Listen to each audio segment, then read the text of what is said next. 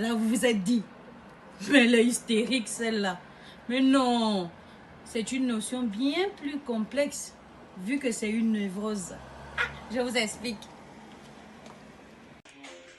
Hippocrate, Cherko, Freud, mais les trois, les rapports, ils ont quel rapport?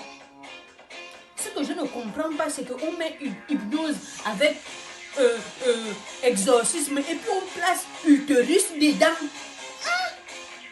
Et Dora, est-ce que c'est l'exploratrice? Je ne comprends pas le rapport, hein?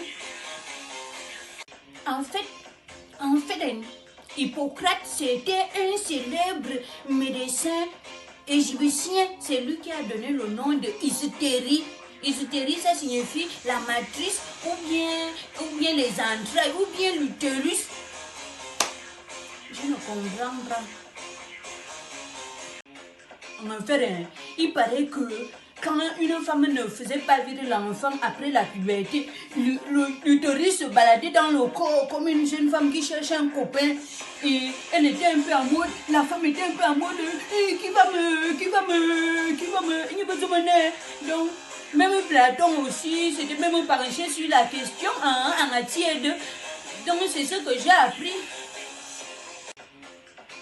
Donc, Binanga, c'est-à-dire que les femmes, elles étaient un peu en mode, comme je vous disais, donc quand l'homme arrive et que l'amour s'installe, elle est un peu en mode, l'homme m'a sauvé, il m'a sauvé.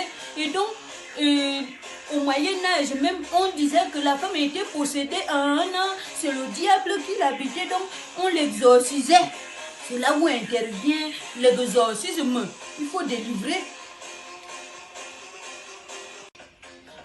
Donc, il demande au gonage que je disais que, en fait, ça remettait en question un peu la valeur de la femme discrète, disciplinée, calme et tout, parce qu'elle était en mode ta grosse, vous voyez un peu, elle était très vulgairement machinée quand la chose était là et les gens ne comprenaient pas, donc chacun essayait d'amener son explication jusqu'à 1632, donc 1632, donc il y avait aussi un groupe de religieuses même qui avait dit tout ça même encore.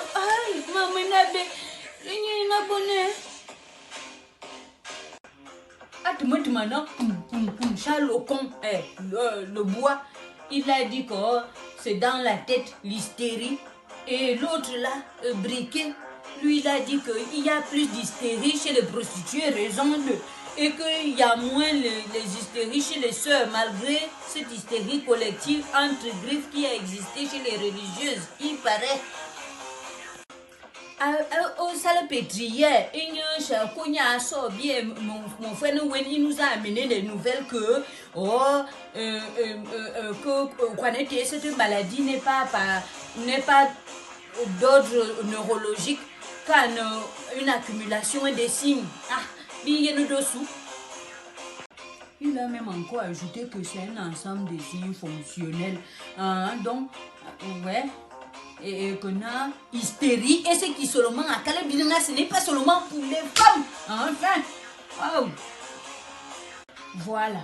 Donc, à ne chercher quoi à développer de hystérie, donc que ce soit pour les hommes ou pour les femmes, que c'était un trouble qui était dû à un choc émotionnel qui était soit conscient ou inconscient. Donc lui-même il a commencé à parler de conscience et d'inconscient. Là ça nous rappelle Freud, mais bon on verra. Donc Cherko, lui il a amené l'hypnose dans cette affaire. Parce que pour lui, il fallait délivrer les gens par l'hypnose. En gros, c'est ça. Et il faisait un spectacle. Les gens venaient comme ça à la salle pétillère pour venir voir les femmes en exposition en pleine hypnose. Juste parce que lui et son équipe devaient aussi avoir les photos, les bonnes photos pour leur science. C'est triste. Il y a une hypnose. Il m'a souhaité. Sans blague. Le gars causait les décharges électriques sur les femmes et des drogues juste pour une photo. Vous savez, soi-disant avancés. Mais ça, c'est pas le pire. C'est un médecin que l'hystérie, c'était un manque d'orgasme chez la femme. Donc quand tu cries un peu, tu as l'hystérie, il faut aller, on va te mastiquer pour te décharger. Pour faire partie de l'hystérie. Voilà. Qui connaît le God Michel et la technique qu'on appelle, c'est pas moi, le doigt dans le vagin. C'est-à-dire que les femmes, le médecin, il soignait. Il y avait comme ça plein. Hey, la souffrance que les femmes ont souffert. Je m'en fous des erreurs. Avançons. Freud a sauvé digiling, a sauvé Cherko. À la salle pétrière, on est d'accord, toujours. Mais comment les autres scientifiques ont déjà vu là que les femmes qui n'étaient pas bien conçues avaient besoin d'orgasme. Donc il y a eu une multiplication du business. Parce qu'il fallait satisfaire les femmes pour développer l'orgasme, pour guérir. Guérir, c'était avantageux pour les hommes plus que pour autre chose. Mais enfin, donc Freud, lui, il est allé voir Cherko, il a regardé l'hypnose, il était fasciné, le gars a brûlé d'abord tous ses travaux. Il a